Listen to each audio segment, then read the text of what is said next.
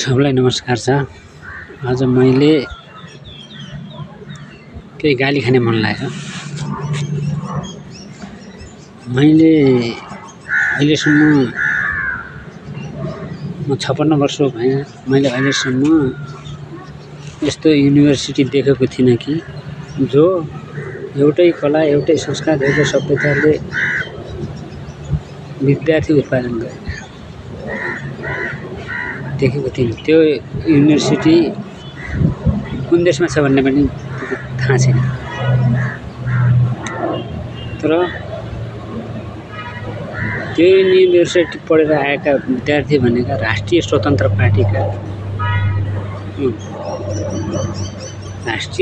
पार्टीका पत्रकार, समर्थनवाला पत्रकार, राष्ट्रिय स्वतन्त्र पार्टीका कार्यकर्ता, राष्ट्रिय स्वतन्त्र पार्टीका नेता, राष्ट्रिय स्वतन्त्र पार्टी प्रति आस्थावान दिदी बहिनी, आमा बुवा दाजुभाइ सब यस्तो कला, एउटै संस्कारको कला सिकेर आउनु भएको छ कि जो न एमालेसँग छ, न कांग्रेससँग छ, न राजावादीसँग छ, न चाहिँ अन्य मधेसी दलहरूसँग कसैसँग छैन। अलिअलि पहिला माओवादीले गर्थे यो कला। यति त माओवादीले पनि गर्दैन। यति सिपालु छन् कि जोश जाँगर लगाएर, तागर लगाएर बोल्ने कि गालीको लागि, गाली गर्ने आमा, गाली बाउ, गाली तपाईको रुखाने के खराब शब्द बोल्ने, तगडा गर्ने। कोही दिदी बहिनी तपाईको टिकटकका दिदी बहिनी निक्सिन्, त्यहीबाट भ्युज पाइन्छ भनेर त्यो अपशब्द केपी ओली ल्याएर त्यो गगन थापालाई अपशब्द बोलेर तपाईको गाली गर्ने। यस्ता कला भएका त तपाईको कोही छैन नि। यो युनिभर्सिटी पत्ता लगाउने मान्छे खतरा हो। एउटै कला छन्, जो कार्यकर्ता उही शैलीमा छन्, पत्रकार उही शैलीमा छन्, नेता उही शैलीमा छन्, सब शुभेच्छुक उही शैलीमा छन्, सब एकै शैलीमा। अनि त केपी ओली र गगन थापालाई त धोएका धोए। यो चाहिँ सभ्यता हो। तपाईँ भनेको नयाँ उब्जाउ पार्टी हो भने, देशको लागि नयाँ छ भने, सुशासनको लागि, सभ्यताको लागि, देशमा भएको आर्थिक स्थितिको लागि, तपाईको शिक्षा दीक्षाको लागि बोल्नुभएको छ, सीमाको लागि बोल्नुभएको छ छैन। कृषि, जडीबुटी, बेरोजगार, वैदेशिक रोजगारको लागि बोल्नुभएको छ। तर गाली गरेका छन्। त्यो ठिक होइन। तिमीहरू पनि तपाईको कुनै पार्टीमा भाग नपाएर, संगठन एउटा समूह जम्मा भएका हो। एमालेबाट भाग नपाएर, कांग्रेसबाट भाग नपाएर, माओवादीबाट भाग नपाएर, तपाईको राजावादीबाट भाग नपाएर तिमीहरू गएका हो। त्यो सबैले देखेका छन्। तिमीहरूले गगन थापा र केपी ओली त सरकारमा गएर गाली गर्छौ तिमीहरूले। माथि जुम्लाबाट आएको एउटा सांसद ज्ञानेन्द्र साई हर कदम तिमीहरूको सपोर्ट गरिरहेछ, देशको लागि आवाज उठाइरहेछ। तर एमाले र कांग्रेसलाई विरुद्ध गर्छ त्यसले। रमेश परसाईजी न कलाकार हुन् कि, नेता हुन् कि, बुद्धिजीवी हुन् कि, राजनीतिक नेता हुन् कि के हुन् मलाई थाहा छैन। त्यो तर तिनले तपाईको ज्ञानेन्द्र साईलाई कुनै कदम सडीवालेको तुलना गरेर कुनै कदम राखेनन् कि उसको कपडासँग धोएर गाली गरे। त्यो पनि त्यो ज्ञानेन्द्र साईसँग त्यस्ता मतलब छैन। ज्ञानेन्द्र साई तिमीहरूको हर कदममा सहयोग गरिरहेछ। त्यो एकजना ज्ञानेन्द्र साईसँगको क्यापेसिटी तिमीहरू छैन भने चाहिँ अनि कांग्रेस एमालेसँग के तुलना गर्छ? सभ्य भन्यो भने तपाईका पछाडि लाग्छन्। गाली गलौज गरेर हुँदैन। यो त भ्रष्टाचारको आवाज उठाउनु देशको लागि राम्रो हो। भ्रष्टाचारी जो होस् कारबाही गर्न लाग्नुहोस्। भ्रष्टाचारी जो होस्, आफ्नै आमा आफ्नै बाउ भयो भने भ्रष्टाचारी को सही तथ्य हो भन्ने प्रमाणित गर्नु राम्रो हो। तर चाहिँ तपाईँको आफ्नो नेता पढ्दाखेरि रोडमा उत्तम गर्ने, अरू पढ्दाखेरि आउँदा कुर्ची त हाम गर्ने, त्यो होइन। आफू स्वयं आफू नै भ्रष्टाचारीभित्र छ भने मलाई यस्तो सङ्कटको कारणले यो भएको हो, म माफी गर्छु भनेर माफी माग्नु, त्यो हो।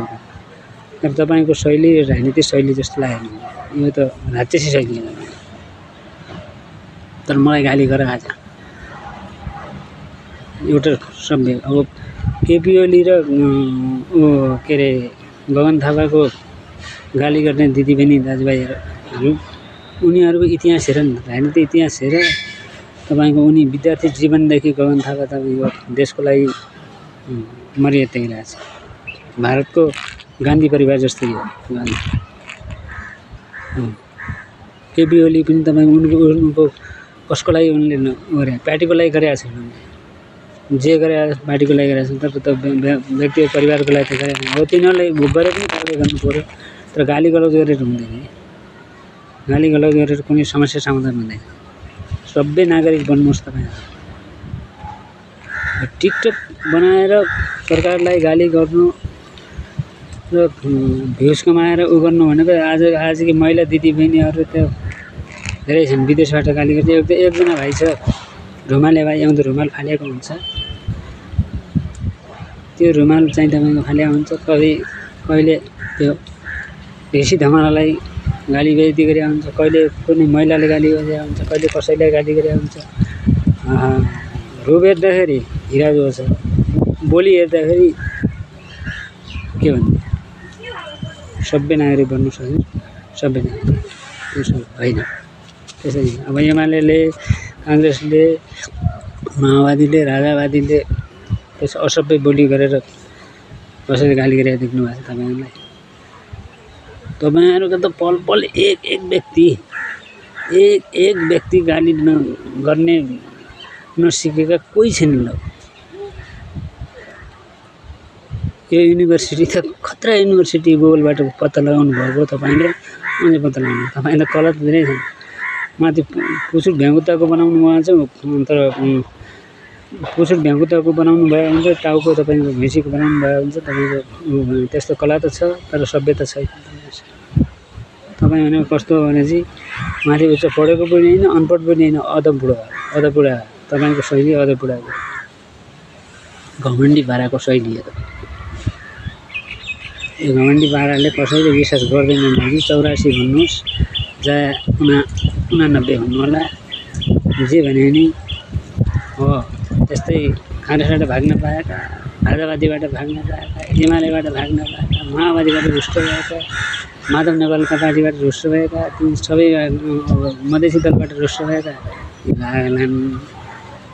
भाषा सुधार नसुध्रिएसम्म तपाईँहरूको पार्टीमा कोही तपाईँको सर्वसाधारणहरू कोही लाग्दैन। निर्मला पन्तको कुरा त रवि लामिछाने बाहिर हुँदाखेरि त दर्शक कुरा गर्थे।